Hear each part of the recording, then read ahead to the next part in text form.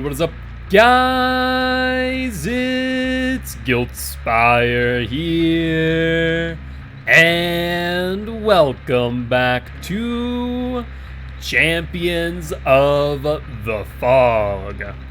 Today, I am joined by me, myself, and I.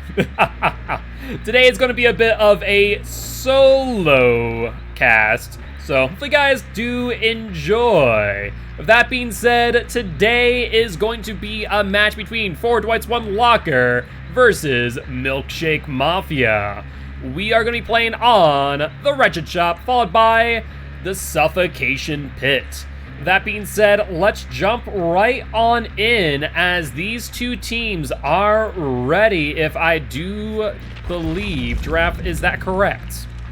That is correct. Awesome, awesome. So in that case, I'll give the lobby the go-ahead. And we saw a really big match happen not too long ago between Travesty and Deadheads, where it was pretty much a slugfest of the S tiers. Given the maps, I would not be surprised if we see that happen again, as with these maps, there's a significant chance of 3-gen spawning, where a nurse, a spirit, or even a Bubba could really capitalize on it. We also saw Huntress do some pretty significant work on Suffo Pit the game prior, so it is very possible that we see a replay of some of the matches that we saw earlier, where heavy 3-gens be focused on by the killer and really pressuring the survivors to somehow break them during those initial chases. And though the real question is whether or not Corrupt Intervention is going to block those gens from the survivors being able to complete them early on. So, what do you guys think, chat? Do you guys have any thoughts on what killers we're going to see? Do you think it's going to be a bit of Spirit? Are we going to think it's a bit of Nurse? Maybe Bubba? Huntress? What say you? My best guess on this first match, I'm going to say we're probably either looking at a Nurse or maybe a Twins. We do have Psycho Mantis as the killer, and they are rather well known for being a Twins main at this point. So, I'd be willing to bet Twins is definitely a real possibility. Otherwise, I don't think Psycho plays, Nurse, Spirit, or, any of the other top 10s to my knowledge. But I guess we could be surprised here as we do load up into this first match on the Wretched Shop. So, won't be long now until we, ruin the surprise. With that being said, let's do a quick build check. Everything looking good at a glance, and we are in, and sure enough, it is the Twins. So, not surprising in my opinion, given who is the killer. Psycho does bring out Victor quite early here, trying to go out on the prowl to identify where these survivors might end up being. The question then becomes if he's able to identify these survivors before Corrupt Intervention ends. We do hear survivor on that gen. Ruin does go off, and this will be the first pounce on Fallen Ryan, the Megan. On top of which, it looks like the survivors are being a bit bold and doing a gen right behind Charlotte's back. And it looks like the Nancy had balanced landing available to them and was able to make some good distance. So it appears that Psycho will now be in chase with the Claudette on this eye tile. He will take the swing, gets the hit, and the pallet too. Probably one of the best scenarios you can really find yourself in as a killer. We do see a firecracker go off, a vault, and looks like maybe a life for some extra distance, but I don't think it's going to be enough here as Psycho swings and will get the down. We also do hear a totem pop in the distance. We'll have to wait and see if that may be Ruin. But so far, really good start here by Psycho, with Victor being on the back of the Meg for as long as she was, meant that she was not on totems, not on gens, and not able to heal. And so I imagine now Psycho's gonna be out and about trying to get them off the gen. An amazing pounce there on the Nancy. So that is now 2 survivors injured, 1 survivor on the hook. And it does appear that Ruin is gone, and that Psycho will have to go for potentially Pop Goes the Weasel, as I would imagine, without undying, that Psycho is going to be running a secondary gen regression perk. But looks like Psycho is opting to go for the Nancy, which is a little bit surprising here. Most of the times, unless they're in the chase where you get the down with Victor, I think going for the person with Victor is probably a mistake, as they really can't do much of Victor on your back. But it does appear that Psycho did opt to recall Vic, and will now be out on the prowl, looking for either Meg or Nancy to potentially get this down. But given their proximity to Hook, looks like they'll also get that second stage on Gorlar. But the survivors calling back and getting that second generator completed. We do hear a noise notification as well. Looks like Victor is keen on that and will be approaching, and does find the Feng Min. But will he get the pounds? He does. And once again, this means that almost every survivor is injured. We see now the Meg heal, probably what we heard earlier with that noise notification. Very likely a skill check miss. And now if Meg being the only person available to get this unhook, I think it's time for the survivors to make a move, if at all possible, as Fengman does go down. Overall, really good start here by Psycho, as he is able to get the third hook with currently only 2 gens completed. Not as good as what I would like to see if I was the killer. Normally I like my 2-to-1 ratios, but twins can snowball quite easily, as we see Victor going for the injured Claudette and just goes right over her head. Psycho going for some really aggressive pounces, it would seem. And so far, they have worked out in his favor, but that one there just narrowly missing the Claudette.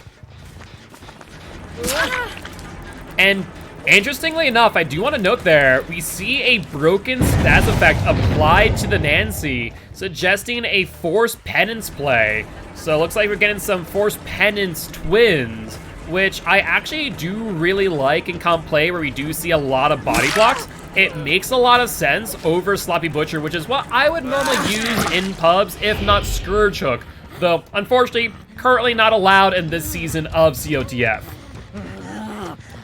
Well, looks like Psycho going for the kill here, as he does get Gorlar down, and if able to get up to a hook, will kill Gorlar from this game, and will get Victor onto the back of Feng Min on top of which.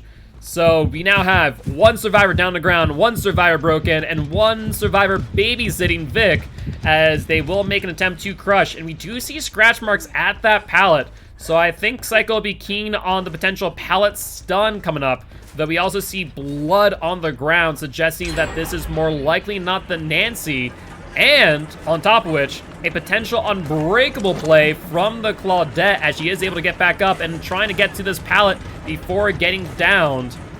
Psycho losing her a little bit here, and trying to get this, reclaim this down as soon as possible, but just not able to make enough distance to get the hit before the pallet. And so things may have just swung in the survivor's favor here, as they now have full control. They're resetting. They still have Claudette that is about to die on hook. Claudette, though, does go for the kick of the Vic and will get it. So Psycho's going to have to do something here, lest he does risk losing these last 2 generators, allowing these survivors to potentially escape with only 3 hooks on the board, as we do hear gen number 4 going off. Looks like Psycho opting to go for someone else. Looks like Feng Min spent a little bit too much time on that generator, but will opt to slug her out, knowing that Unbreakable is out of play, and trying to get the Claudette as well to get a 1-2 punch. Let's see if he's able to connect this pounce, and answer is yes. So good play there by Psycho overall, and I think now if he's able to get both hooks on the Feng Min and the Claudette together, this could spell potential disaster for the survivors. So that will be death hook for Claude, and honestly, I'm a little surprised that they did not pick up the Feng Min first. Given the Claw's location, I think, honestly, going for the pickup and hooking her, I think that would have made it so that survivors would not have had a chance to pick up the Claudette. So I do think that may have been a little bit of a misplay and a missed opportunity to get an additional hook on that Feng Min, especially if only 1 gen left. Victor back in a chase and trying to get that pounce to the window, but not able to make it happen. And looks like Psycho opting to jump back over to Charlotte and maybe leave Victor there as a bit of security on that gen. Let's see if the survivors play around that with the knowledge that they can crouch and get past Killer Instinct. But looks like that's not even necessary as the last gen is completed. Though we do see Feng Min here out in the open in an uncomfortable position as Psycho does get the down. Looks like Psycho also looking to pressure this exit gate as Nancy is on it. This might be the right move on one hand. On the other hand, I think Psycho will want to get that hook as soon as possible, trying to get a second survivor down, reducing the amount of points that this team can get as their Fortnite Unlockers will move on to survivors on the next game. But Psycho opting the continued chase of Nancy. Nancy making a really good use there of bounce land, and we do see the exit gate open.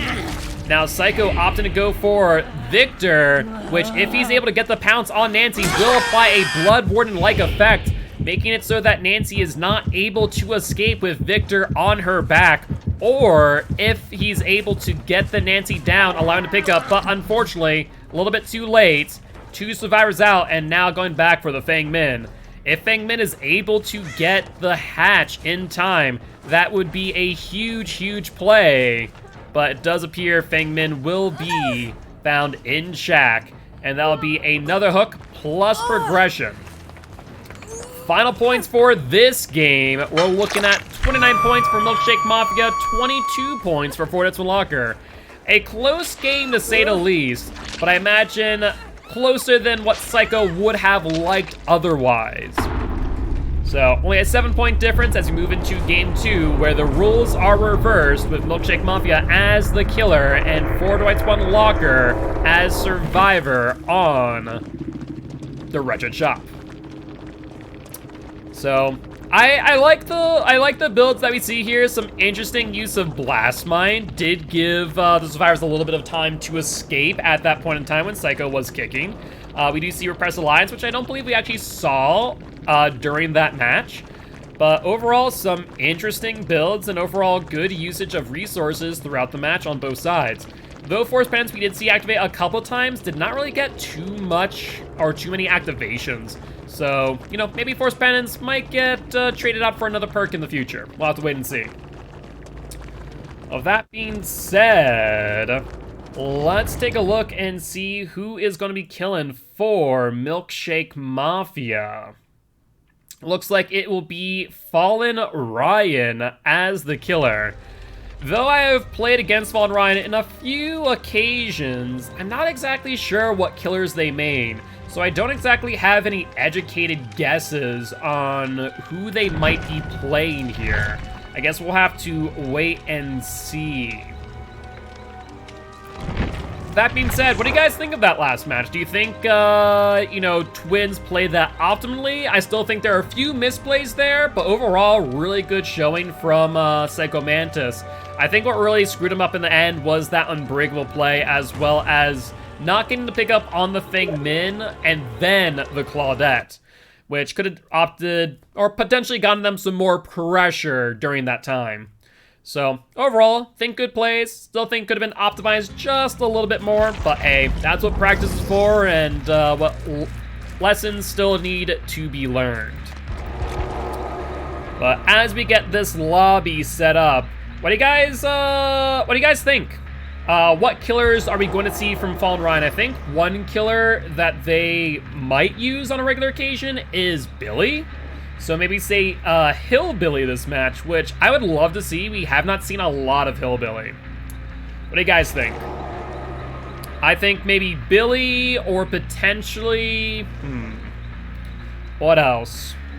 Maybe we see a Bubba. Maybe one of the Chainsaw Bros. I would love to see a Bubba on this map. Really good 3 gens to work with. Would allow them the ability to really pressure that 3 gen with the instant down abilities.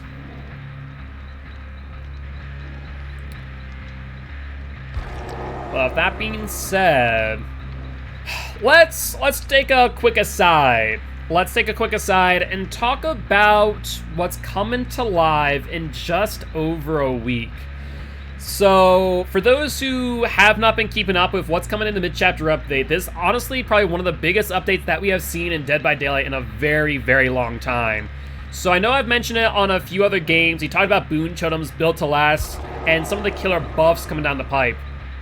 I want to get your guys' thoughts here in chat about what you think of all these changes, if the majority of them are good for the game, if you feel like there's a few that are not so much.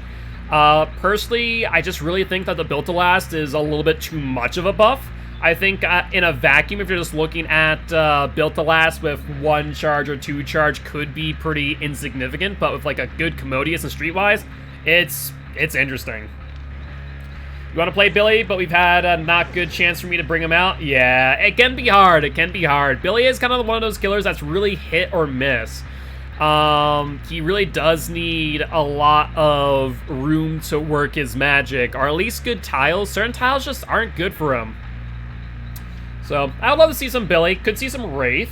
This map is not the biggest in the world, but it's big enough to where that 150 speed while cloaked, much like what we saw there with Victor, could be significant in chases. So, we could see some Wraith. Would like that, especially... Though I feel like Wraith is not getting too much of nerf, I think the quarter-second decrease in speed bonus that he gets from the Uncloak, in addition to the all-seeing nerf, could be quite significant when we talk about comp play.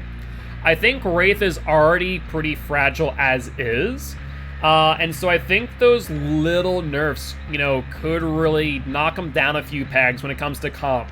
So I might not expect to see him anymore on, like, the farm maps, for example, where all-seeing can be pretty useful, where you're able to, you know, look around and see a survivor using the aura reading that all-seeing provides.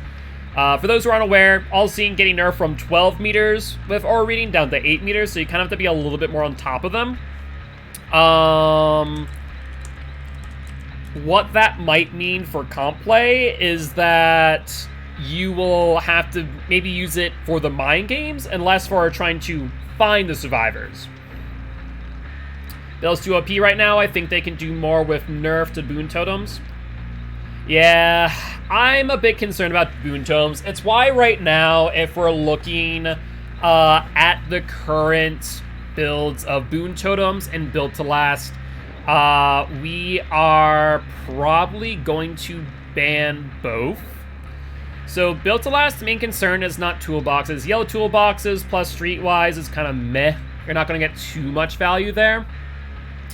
But built to last and medkits though can be quite significant. You can get up to like 5-6 heals with the current add-ons. So I think built to last come the 19th will get banned from the league. So for the teams who are currently using it in their builds, best to think about that ahead of time. When it comes to boon totems, however, I do think that it is a little bit too powerful right now, where it is a whole lot of reward for so little risk versus what we normally have with hex totems, where it is a whole lot of risk and a whole lot of reward. So I think if they were to change it to where boon totems, once snuffed out, are broken, where they can't be reapplied, or removes the perk from the survivor so they can't reapply it, that would go a long way. Whereas if they keep it as is, yeah, it's 16 seconds to apply, but a smart survivor, especially in comp play, is going to put that boon totem at a gen that's already been completed, away from the killer and where they're patrolling. And so it's just a constant self-care, where if at the first survivor heal themselves in the boon totem, you have officially saved 16 seconds collectively. Because normally, when a survivor is healing another, it's going to take a collective 32. So you saved 16 seconds on the first survivor who heals themselves right then and there. Second survivor, another 32. So on and so on and so on. So I'm a bit concerned about boon totems as they stand currently.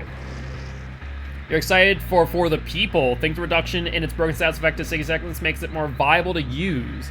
Yeah, I would say from a pub's perspective, absolutely. Do I think we're going to see that in comp? Probably not. However, I will mention, Vigil has gotten a pretty significant buff now to where you reduce the amount of broken stats effect and exposed stats effect on you So I could see Vigil potentially seeing some usage in comp. I think it would be more fringe play than anything, but could be interesting. Well, it looks like we are getting the builds in as we speak. So, very close to jumping into game number 2 here, as we are finalizing the builds on Survivor's team as we speak. But yeah, so as far as joining a team, for those who are interested, I do see some chat about that. Make sure to join the Discord. We do have a recruits channel where you can put out your application. If a team is currently recruiting, then they will be able to, you know, message you, find a time for tryouts, so on and so on. As far as if you're looking to join a specific team, some of them have applications currently out in the Discord as well, where you can apply, put in your mains, how many hours you have, so on and so on. So if you are interested in joining up some comp, that is the best way to do so. But we are, as a reminder, going to be seeing Milkshake Mafia versus 4 Dwights, 1 Locker, where we are going to be playing on the Wretched Shop with Milkshake Mafia as the killer, specifically Fallen Ryan. My guess, I'm going to say my guess is Billy Boy. I am thinking Billy Boy. So we'll have to wait and see. But with that being said, are we good to go on builds by chance, Giraffe? We are good to go. Awesome, awesome, awesome. In that case, I'll let them know, and we'll be jumping right on in to game number 2. See people say, I could see Vigil with maybe a Deli, or for the people maybe. Will be interesting to see some changes in the metas. Yeah, I think as far as pubs is concerned, I think the real meta change is going to be boon tomes. I think if you're in a Swift, there's no reason not to run Circle of Healing. Just point blank, 4-man Swift, smack on a Circle of Healing, screw self-care, what else have you? Just run Circle of Healing. When you get a chase, you run to the Circle of Healing and call it a day, right? When it comes to Pig's add-on changes, they're interesting. I think that the changes of things like,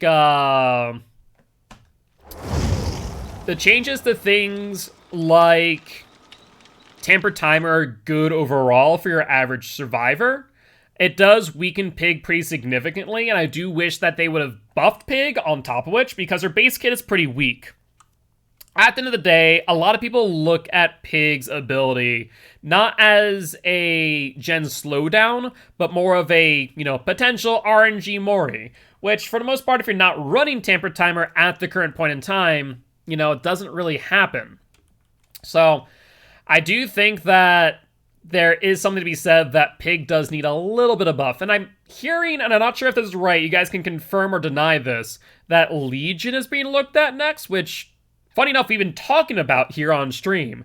So Legion could be getting the next buff, which I'd be pretty happy about, not gonna lie. Imagine Vigil on Haunted Grounds, thinking you're about to insta-down and just denies. Yeah, that could be pretty significant, actually, as we are seeing Haunted Ground used more and more. But let's do a quick build check. Everything's looking good. And we see a Huntress by the Fallen Ryan. A little bit surprised here. Huntress is definitely a killer that I've seen Fallen Ryan use before.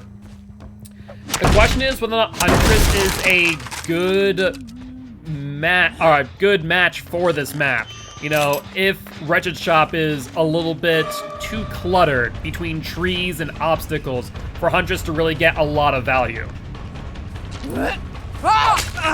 We do see a really good catch there by Fallen Ryan, as we do see Dark Wolf on the totem, but denying the cleanse. So good stuff there. And looks like they're going to pressure the chase.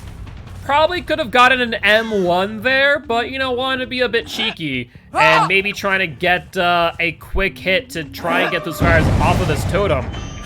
And successfully able to do so, and we do see 8-second regression on that generator in the distance, probably from a survivor trying to get the pickup on Dark Wolf, but not able to get it in time, and giving Fallen Ryan the ability to potentially get this second down on Psycho Mantis. So good plays there, and with 2 survivors on the ground, this is a great position for Fallen Ryan to be in. But going back to the totem again. I'm a little bit surprised. I think here would be just a great time to pick up, get your 2 hooks, and if they're close enough, potentially camp them both down to second stage.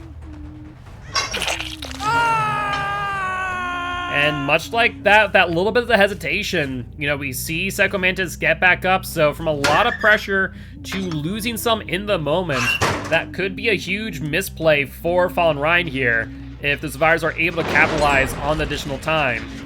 And with that being said, we do see another gen pop off in the distance, and looks like they are going to be going for the Megan as we speak. We do see the unhook on Fear the Dark Wolf, the Quentin off in the distance, and Meg taking the outside here, going to be trying to dodge this hatchet, and doing so pretty well. Question is whether or not they're going to have enough distance, though, to get to anything before Fallen Ryan can get a M1, potentially. And even better yet, getting that M2 and trying to line up for the second hit, and looking like either some lag or desync. That's normally something that you see off of a desync, which, to my knowledge, only was affecting Cold Tower and Ironworks of Misery. So maybe we'll have to keep an eye out there of desync being a potential issue on the Wretched shop, which could be quite unfortunate.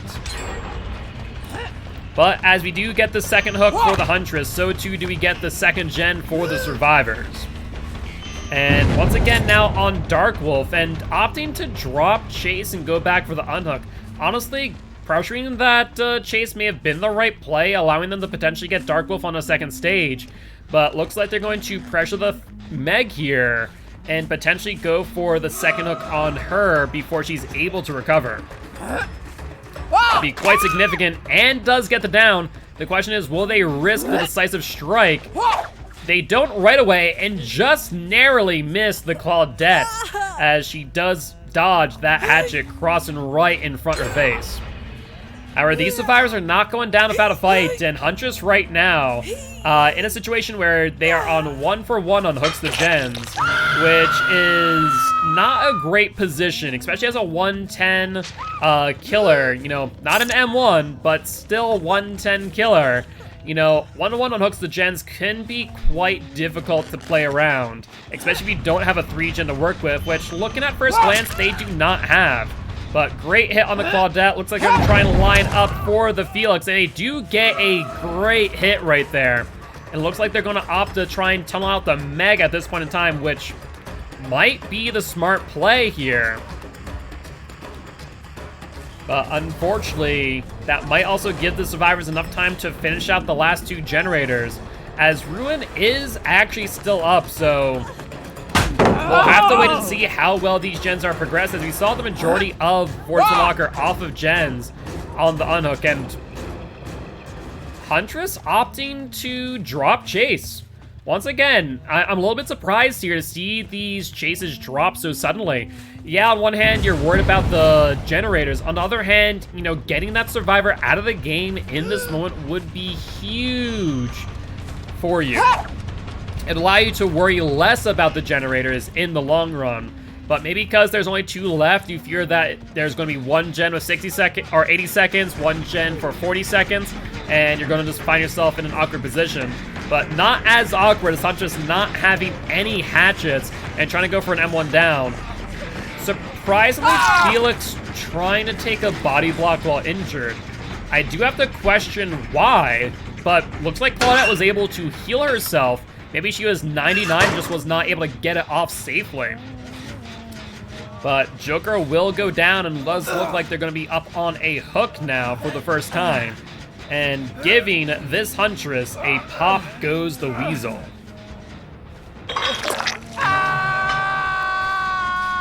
So very, very interesting play there. Maybe it's because Joker has a deliverance play. That'd be my best guess to why they're so eager to go down and up on a hook. That'd be my only thought process. And looks like Fallen Ryan trying to go for Meg again, but once again, dropping Chase and opting to go for Claudette. It is surprising. I think for the most part, you really want to get that first survivor out of the game, especially in this instance where you have only 2 gens left. reducing the amount of survivors left in the game is going to be really, really significant. It looks like Fallen Ryan trying to take their time and go for the hit on Claude. Does not get it, though, turning around, maybe thinking that they had, and then trying to pressure this unhook.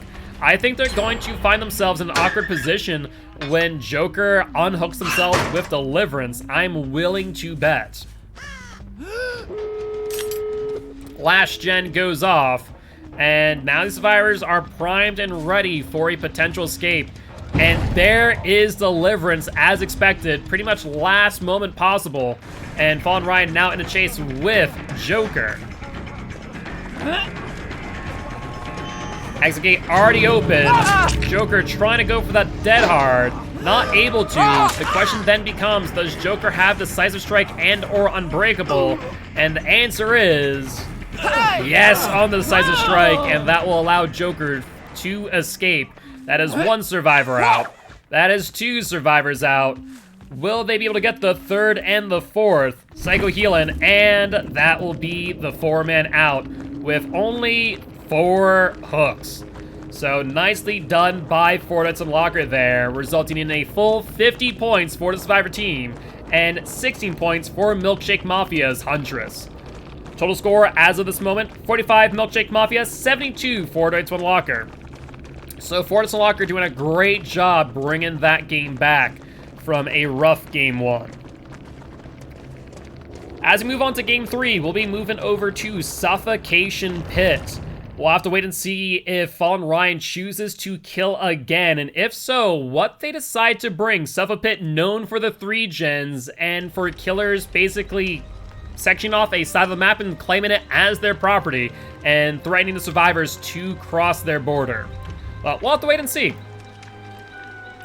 If anything, I would love to see from Fallen Ryan and or Milkshake Mafia, I would love to see maybe a Slinger, if they want to stick with range killers, or a Bubba. I think Bubba on the map could be really good. Or if they do want to, you know, try and reclaim their lead, maybe we end up seeing an S tier killer. I think that would be a smart move, as especially with Spirit getting nerfed on the 19th. We have been seeing teams almost in a rush to get rid of their Spirit so they don't have to worry about using her later in the league.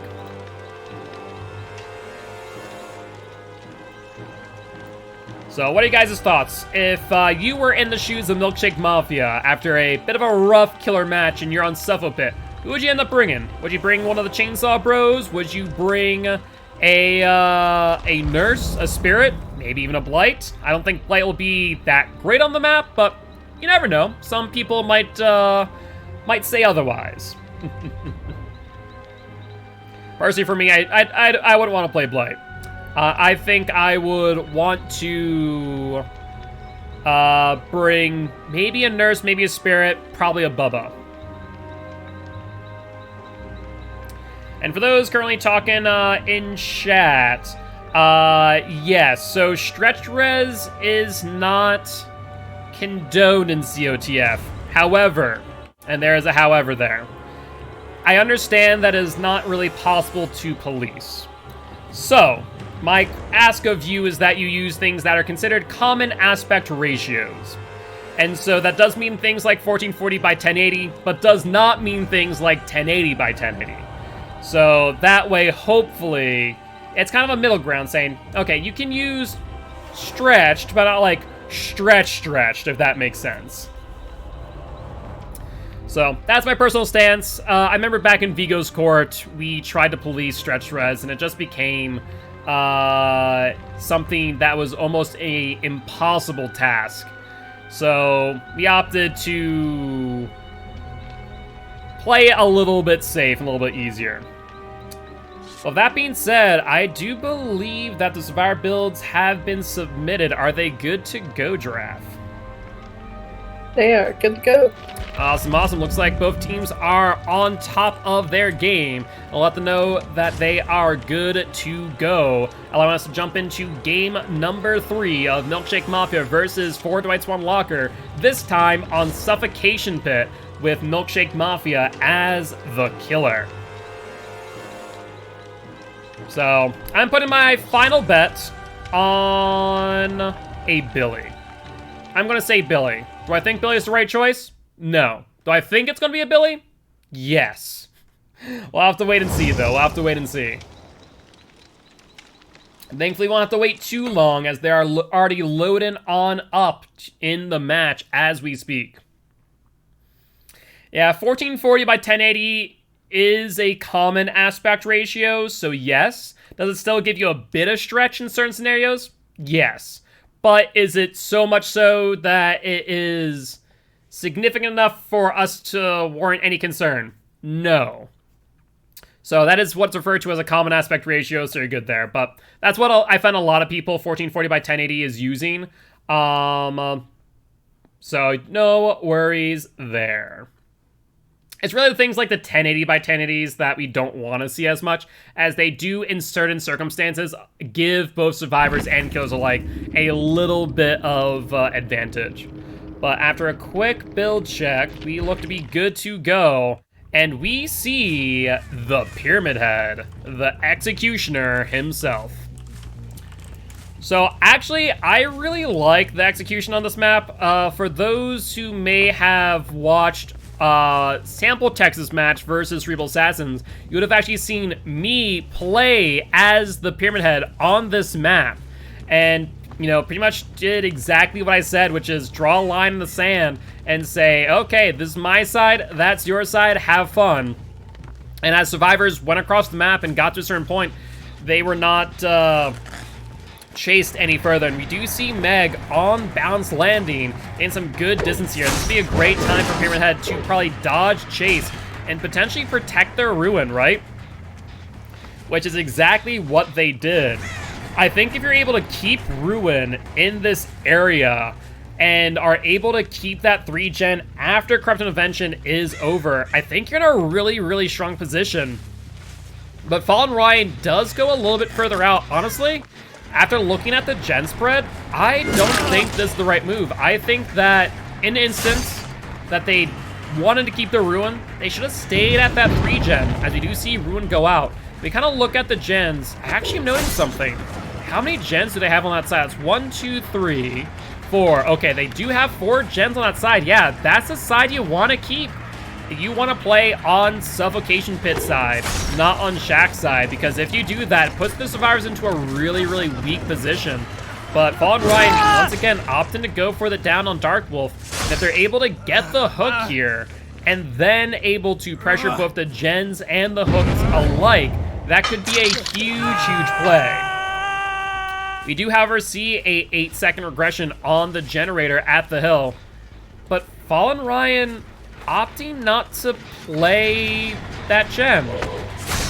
I think they're maybe playing a little bit too aggressively with the thought that they can pressure the entire map, but this is one of those maps where you don't need to. As a killer, let the survivors get 3 or 4 gens.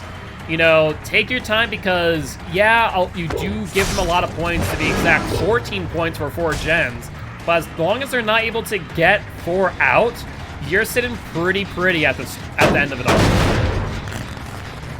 But it looks like they opt to pop the gen in mid, but then go back to this 4-gen back here. My main concern is they haven't checked on those gens behind Suffocation Pit in a hot moment. So if I was them, I'd be a little bit worried that the survivors are cranking on gens back there, as we do see the first gen pop off.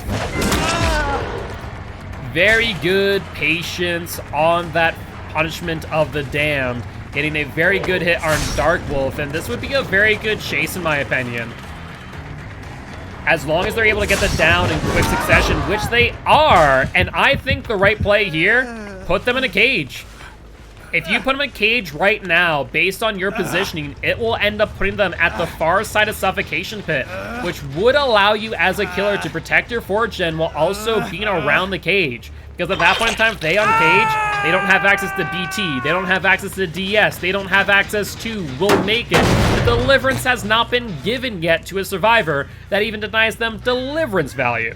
So I think the right play here would have been to cage and put them at the other side, so some risky moves being played here for the sake of getting Pop Goes the Weasel. And maybe Fallen Ryan just making the choice that, you know what, I'm going to give them the other side of the 4-gen, I'll take Shack side instead, which will be interesting to see if that works out well for them.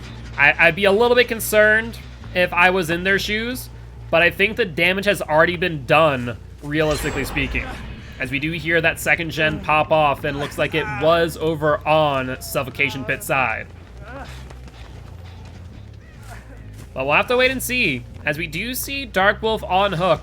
And it's looking like that bleed out timer is taking a little bit longer than normal. So there is a potential that camaraderie is being used, and we do see the unhook and Joker get hit by Punishment of the Damned, but no follow-up. Looks like they opt to try and protect this gen back here, which a little bit surprised about. At this point in time, after they already kind of broke your 4th-gen, you know, is there any real need to continue to protect this area, especially without Ruin? And we see Joker playing, we see Joker playing very aggressively here on this generator, surprisingly enough. Maybe another Deliverance is available to them, as they do end up going down to the Punishment of the Damned. That would have been an amazing spot if Joker was cageable, allowing Fallen Ryan here to get rid of the Deliverance value if they had it. But we do see your Press Alliance blocking that generator right there, ensuring that they are not able to pop the gen. They do, however, get Meg down with a very nice Punishment of the Damned, and they'll opt to pop the gen at the hill. So far, B4 is a little bit concerned with the way that the gen pressure was being applied. But at this point in time, Fallen Ryan reclaiming a bit of pressure, as we do see Joker Deliverance off the hook as was intended, as what was anticipated. So maybe that's why Joker was playing a bit aggressively, though at the same time I feel like maybe that Deliverance could have been better used towards the end of the match, much like what we saw earlier. Fallen Ryan, however, does get another pop goes the Weasel and will pop the 2 most progressed gens. So I think if we look at the gen spread, though not as good as having a 4-gen, this 3-gen could be still really good on this side of Suffocation Pit.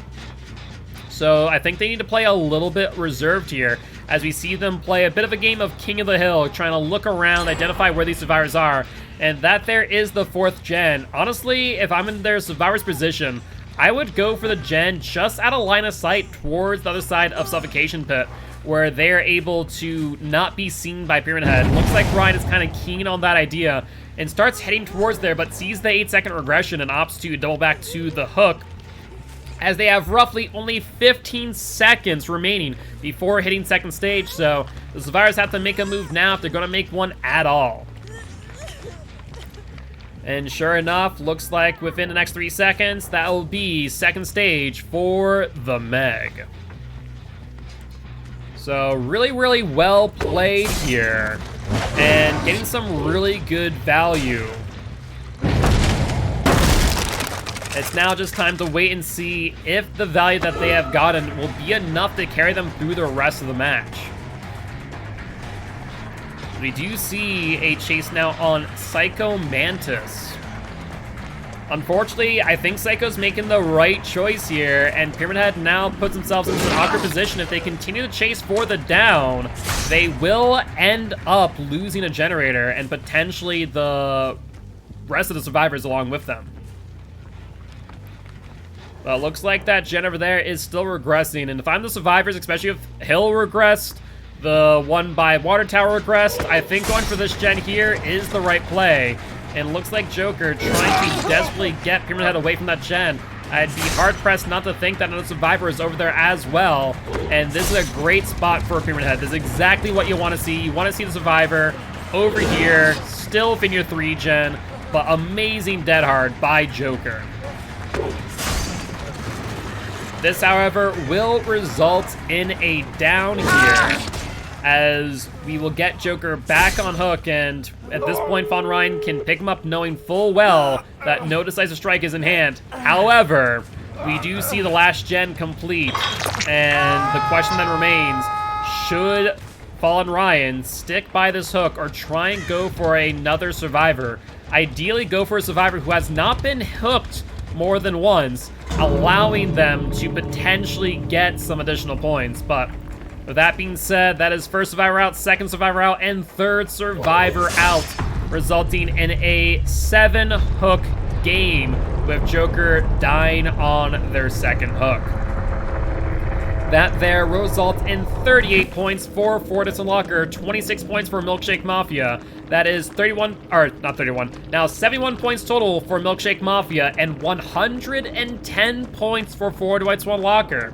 So a really good place for Fortis and Locker to be in right now, about 39 points ahead. That's going to be a hard match for the survivors to come back from. And also, correction, 39 points, not... Did I say 39 points or 49? I'll have to double check. But either way, it's 39 points difference between the two. So not insurmountable, but definitely going to prove difficult as we move into game number 4 with Fortis and Lockers on Killer.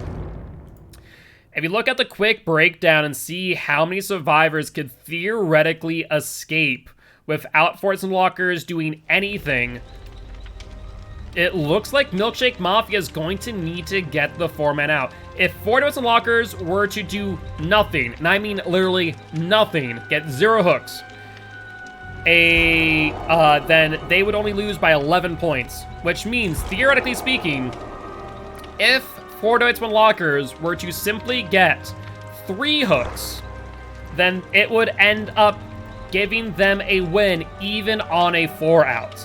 So all Fortis and Locker needs is 3 fresh hooks, and they're good to go. Honestly, a easy feat on Suffocation Pit if played well. With that being said, let's take a look and see who is playing Killer for Forward White Swan Locker. It might be Psycho Mantis again, but not entirely sure as of yet. We'll have to wait and see. So what do you guys think of that game? What are your thoughts there?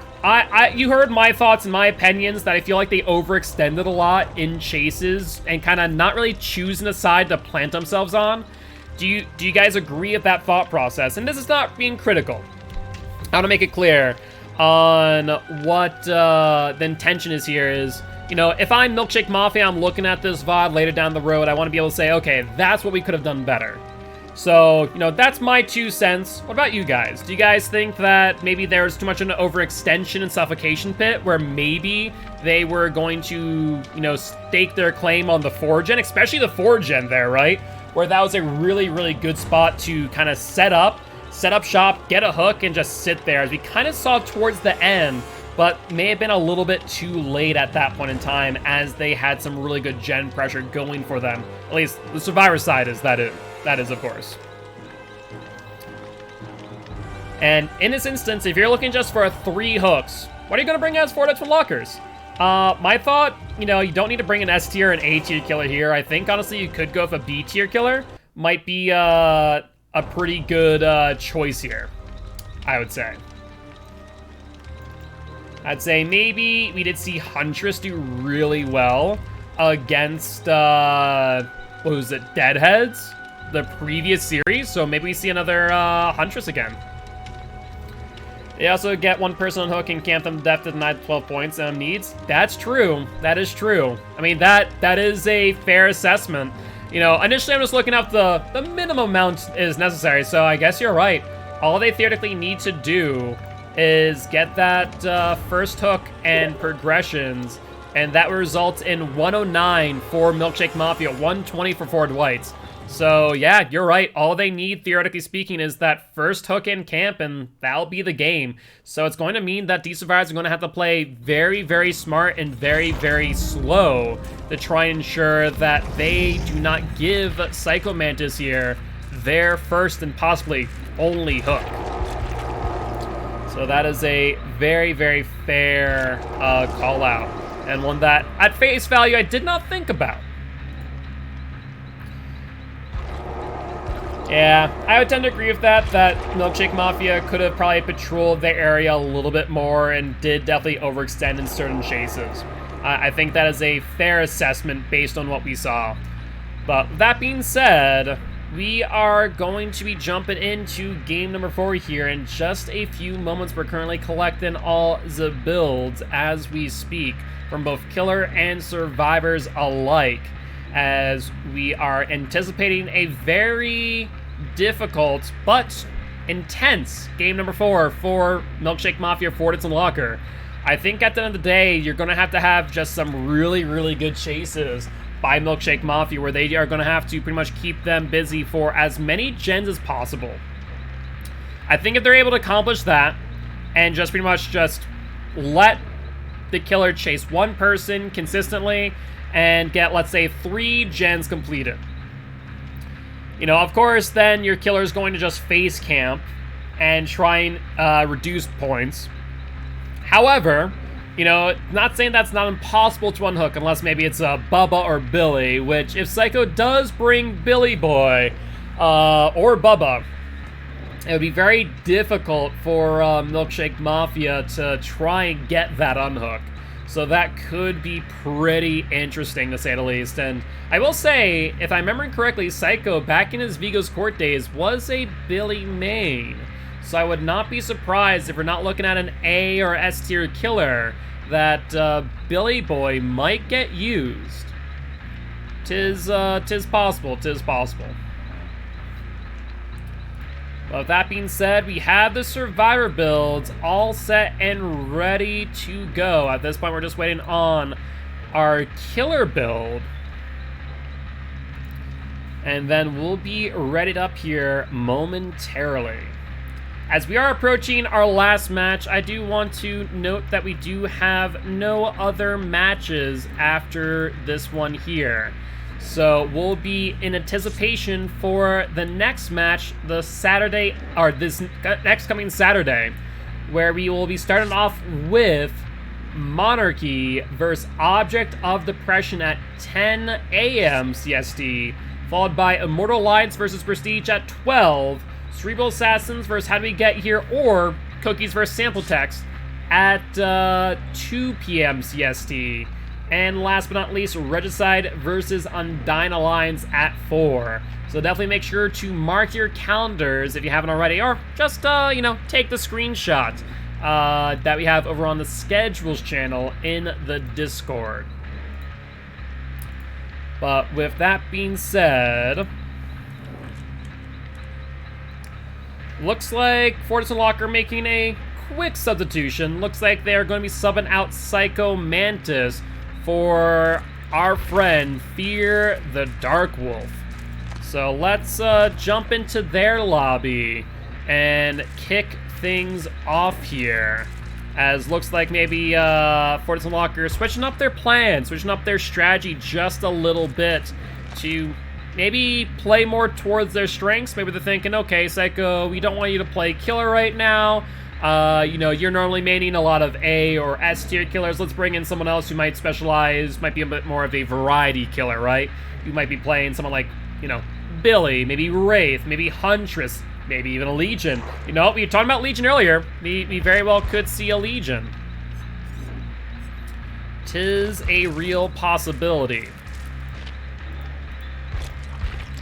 So we'll have to wait and see. Just going to be having to wait a little bit longer, however. But that being said, very excited. It's hard to believe that we're already on week number 6. Technically week number 5, as we did have to delay week 2 due to some Xbox issues. So we'll have to obviously wait and see what comes about as we do approach kind of the final stretch. I think this is actually the final stretch for the Sunday team, now that I think about it. If you look at the schedule, is this one of the final Sunday matches? Yeah. So we have only one more Sunday match before a bit of a break. So we have our next Sunday match on the 17th. Then after that, it's like a 3-week break until we see another Sunday match. Excuse me. Do apologize about that. But we are now in lobby with Fear the Dark Wolf, and we'll be getting in Milkshake Mafia as we speak. So what do you guys think? What are your guesses now that we hear it's Fear the Dark Wolf? What do you think they're going to be bringing to the table, if anything much? I'm having a... I don't know. That's actually a really good question. I'm not sure what Dark Wolf is really known for. I know they're a bit more of a variety killer. So maybe we see a demo, possibly. That'd be kind of interesting to see. Yeah, definitely I'd agree, lowest tier killer. So maybe like a demo who is still pretty lethal in the right hands, but not like too much so, if that makes sense. But we'll have to wait and see. But with that being said, let's take a look. And gonna be very excited as we are about ready to start off game number 4. So, trying to think now. You know, we're coming up to the end of the season. I want to get some of your feedback here in chat on some things that I'm thinking about. I'm going to have some more discussions about with captains and teams respectively, but I'll kind of air my thoughts here as well. We're thinking of potentially shortening the season a little bit for Season 2, and maybe breaking up into more divisions, instead of having like 9 weeks for like a Saturday league, maybe having an early Saturday league or division, a late Saturday division, a early Sunday division, and a late Sunday division. That way we might be able to shorten down the league season to 4 weeks instead of 9, which is what we currently have as of this moment. As some teams are feeling that, you know, not too long, but still a little bit longer than they would like. As, you know, work schedules change, life happens, and school sometimes becomes an issue. So we might be seeing about making some changes to the current structure of how the league is handled, but I think we're still going to keep it with a league and not moving towards a tournament style, as I do feel tournament style kind of leaves a lot to be desired for newer teams, especially for single elimination type scenarios. So let me know what you guys think, but I believe we are good to go, and I'll let the lobby know. We are good to go. Thank you. Awesome. Well, with that being said, we'll just have to wait for them to ready on up, and I'm seeing some people say maybe a pig or a doctor. Ooh. We haven't seen a doctor in a hot minute, so I could see doctor, though he is kind of fragile being a really solid M1 killer. As far as demo, I like demo just for the sheer fact that they are able to shred pallets at their leisure.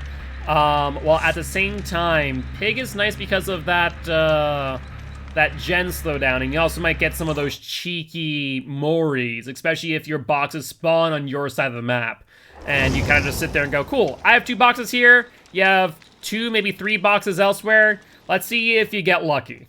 So that also could be pretty interesting if they do decide to bring a pig. Otherwise, we did see a Huntress last series, which did play pretty well. So definitely a real possibility that we see Huntress again. But we will have to wait and see as of this moment. All right.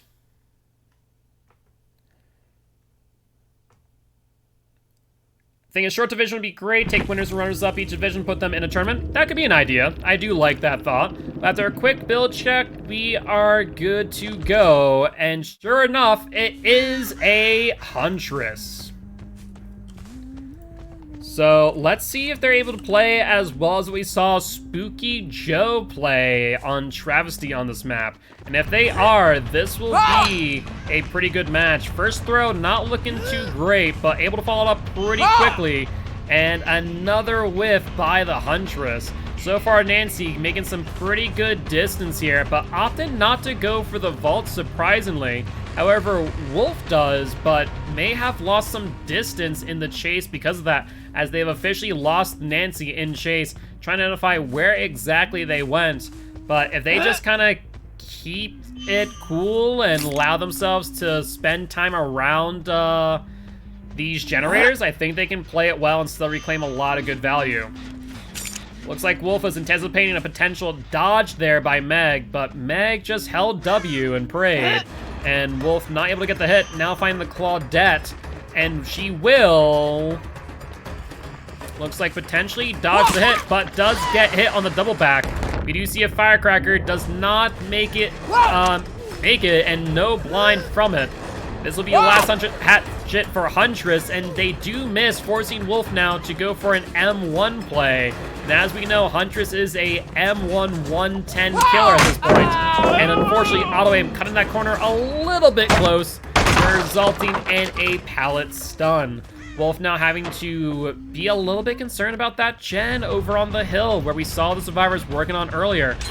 As we do see that first gen pop, this could be pretty big trouble for Fortis and Locker if they're not able to capitalize. And I think this is exactly what Milkshake Mafia needed. Unfortunately, Claudette still spending some time around this area. And Claudette will go down, and with Haunted Ground getting popped as we speak. You guys didn't know it was haunted. Thought about it, but got the insta down. Haunted Ground is now up and been exposed, and these fires now need to wait pretty much 45 seconds. Otherwise, they do risk being instantly down by the Huntress. And looks like Dark Wolf kind of looking around real quick, trying to identify where these survivors are, and we do see another totem go off. Presumably Ruin at this point in time, leaving Dark Wolf with only one perk left.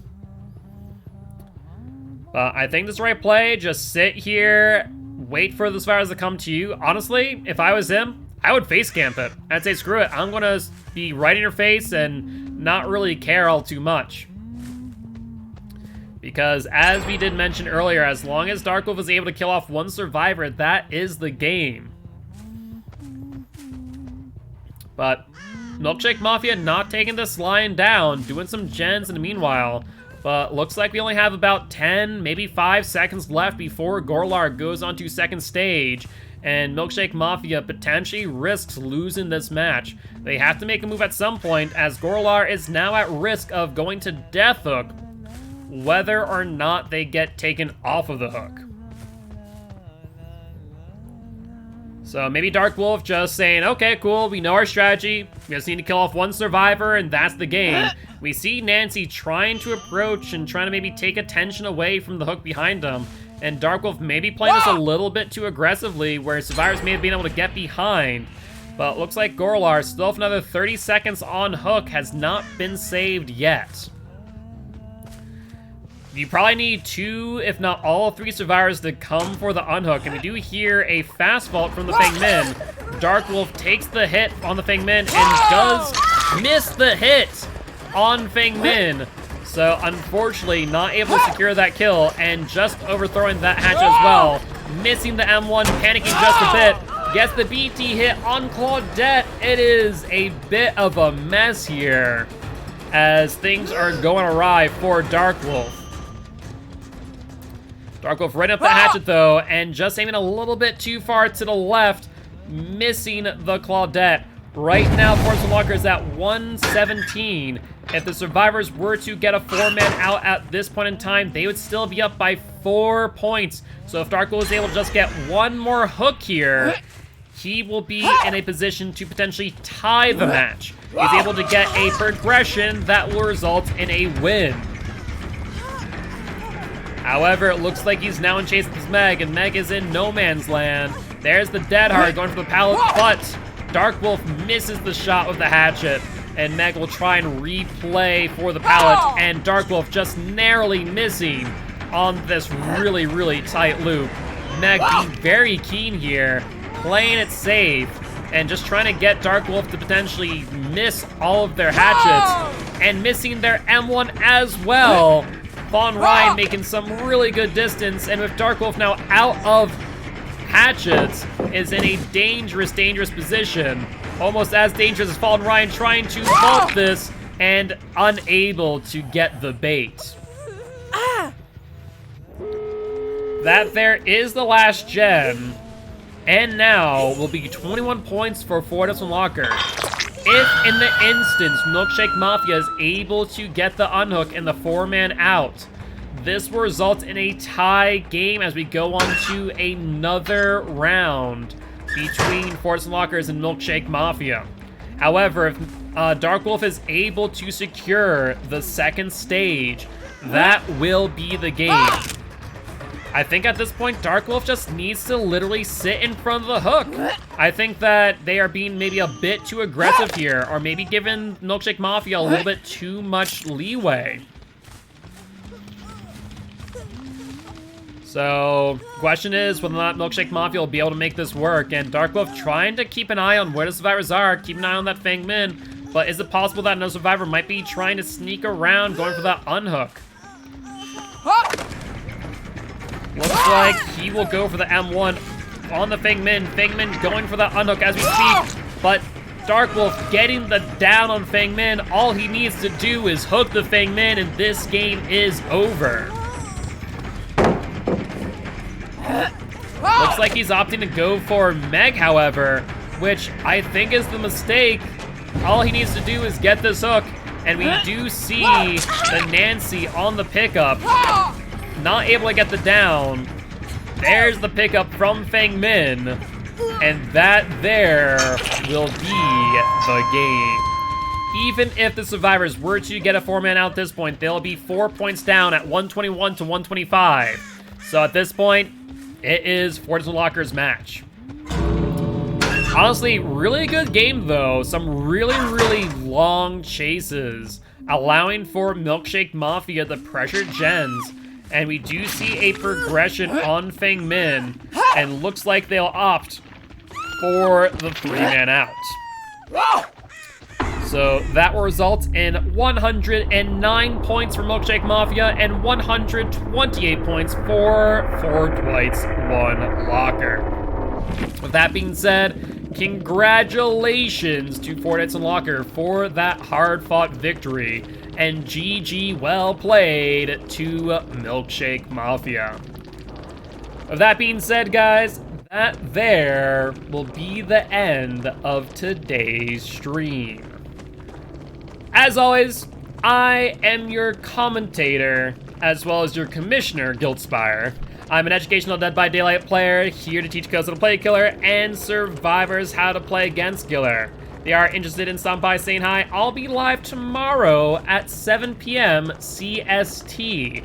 So make sure to stop on by, say hi, and, let me know that you're from Champions of Fog. But on that note, guys, we'll see you next Saturday at 10 a.m. Should be a good time. On that note, bye-bye!